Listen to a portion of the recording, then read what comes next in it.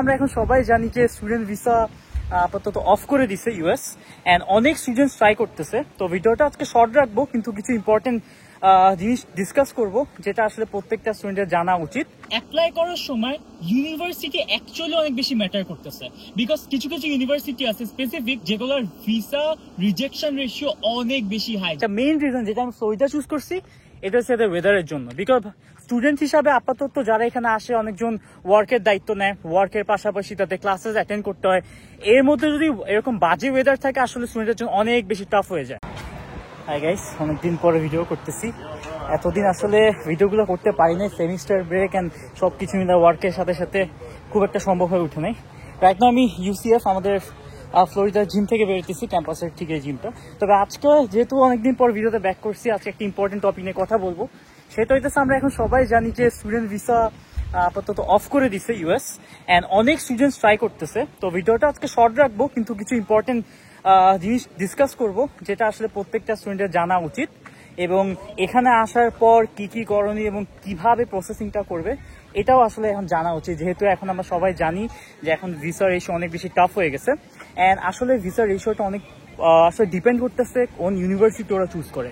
So as I was saying, তো apply করার জন্য বলতে গেলে ইউএস অনেকগুলো স্টেট আছে, বাট আসলে আমি পার্সোনালি কেন ফ্লোরিডা চুজ করছি এটা আসলে ওয়েদারের জন্য। যদি এখন আমি দেখাই ওয়েদারটা দেখো, এখন কিন্তু হারিকেন সেশন চলতেছে ফ্লোরিডাতে। আমরা সবাই জানি ফ্লোরিডাতে আপাতত অনেক বেশি হারিকেন হয়, অনেক ন্যাচারাল ডিজাস্টার হয়। তো আপাতত ওইসব ক্যাম্পাস সাইডে বেশি এফেক্ট করে মায়ামির সাইডে, বাট যেহেতু এখন সেন্ট্রাল ফ্লোরিডার দিকে আসি তো ওইটার এফেক্ট আপাতত এদিকে কম হয়। কিন্তু একটা মেইন রিজন যেটা আমি ফ্লোরিডা চুজ করছি এটা হচ্ছে ওয়েদারের জন্য। বিকজ স্টুডেন্ট হিসাবে আপাতত যারা এখানে আসে অনেকজন ওয়ার্কের দায়িত্ব নেয়, ওয়ার্কের পাশাপাশি তাদের ক্লাসেস অ্যাটেন্ড করতে হয়।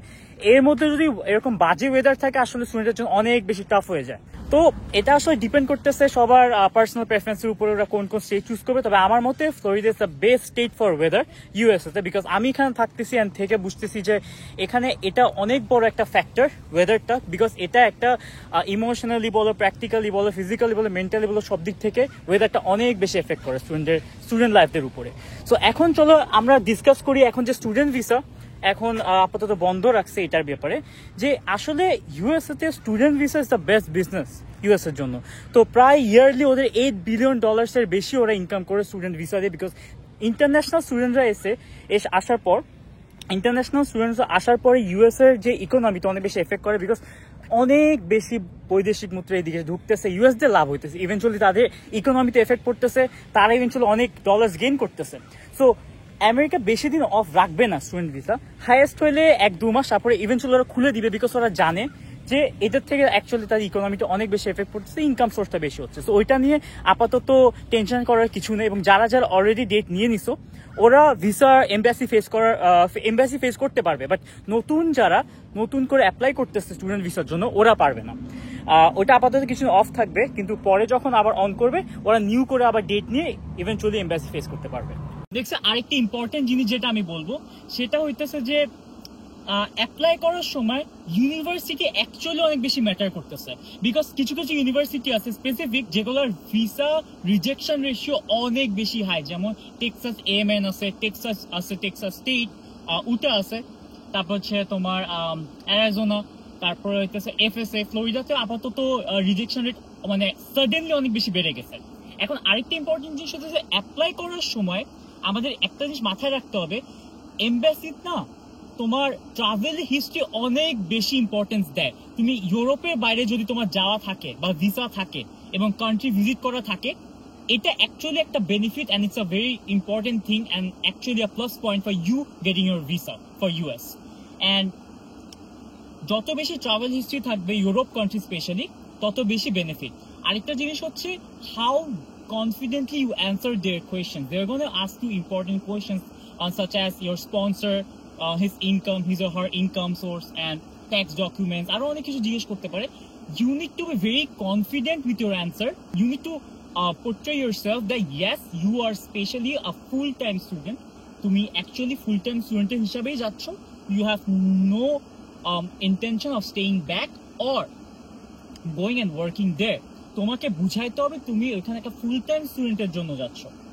এটা যখন তুমি কনফিডেন্টলি এমবাসিতে বুঝাইতে পারবা, তখন তোমাদের ভিসা রিজেকশন রেট খুবই লো, because they actually look for students who are preferring to stay there, যাদের intention আছে to stay there and study and enroll themselves as a full-time student. Am I clear? So এই কয়টা জিনিস important, অনেক বেশি important. Sponsor, which universities have you applied? How will your sponsor pay your tuitions and expenses?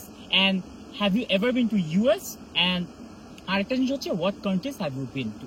এই কয়টা important question তুমি যদি confidently answer করতে পারো, তোমার রিজেকশন রেট একদম লো। অ্যান্ড বি কনফিডেন্ট, তুমি আটার করবা না, ফাম্বল করবা না, এভাবে না, বি কনফিডেন্ট, একদম স্মুথলি অ্যান্সার করো অ্যান্ড বুঝাও যে yes you are a student and তোমার কোনো ইন্টেনশন নাই ওখানে যে ওয়ার্ক করার বা ওখানে যে থেকে যাওয়ার, তুমি যাচ্ছ পড়ালেখা করতে, you will have your degree and then come back to your country. এটা যদি তুমি এই কয়েকটা যদি ক্লিয়ারলি বুঝাইতে পারো, embassy has no other reasons to decline your visa. Well guys, আমি ভিডিওটা শর্ট রাখতেছি, আর বেশি লং করব না। তবে আমি খুব ছোটভাবে কয়টা পয়েন্টস ডিসকাস করছি আবার গেটিং এ ইউএস ভিসা।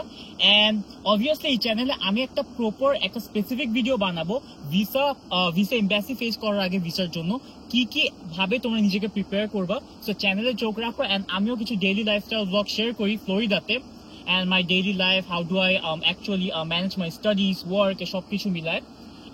আমার এক্সপেন্স ইভেন্চুয়ালি কম আসছে, বিকজ আসলে আমি স্কলারশিপ মিলে আমার এক্সপেন্স খুবই কম আসে। বাট আপাতত একটা জিনিস সত্যি যে এমবাসি যখন দেখতেছে স্কলারশিপ বেশি পাচ্ছ, তখন কিন্তু ওরা ডিক্লাইন করার চান্সেস বেশি। কারণ এখন আপাতত ইউএস দেখতেছে ওরা কিভাবে স্টুডেন্টদের থেকে বেশি টাকা ইকোনমি ইউএসএ ঢুকাইতে পারবে।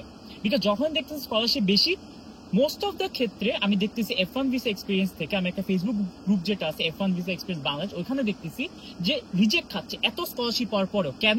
বিকজ ওরা দেখতেছে এই স্টুডেন্ট থেকে তো অনেক স্কলারশিপ পাইছে, তো এই স্টুডেন্ট থেকে আমরা কম লাভ করতেছি।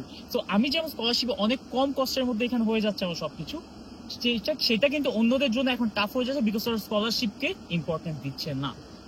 সো ভিডিওটা আমি এতটুকুই রাখবো, বেশি লং করবো না। আমি আমার চ্যানেলে আমি আরো কিছু ইম্পর্টেন্ট স্টাফ ডিসকাস করবো, কিভাবে F1 ভিসার জন্য তোমরা দাঁড়াবা, কিভাবে নিজেকে প্রিপেয়ার করবা। সো চ্যানেল চোখ রাখো। This is urban explorers. ইনশাল্লাহ এখন থেকে একটু ডেইলি ভিডিও আপলোড করার ট্রাই করবো। So stay tune, see you in the next video. Till then আল্লাহ হাফেজ। একটা স্পেসিফিক ভিডিও তোমাদের জন্য নেক্সট উইক আসতেছে, so stay tune in the channel. আল্লাহ হাফেজ।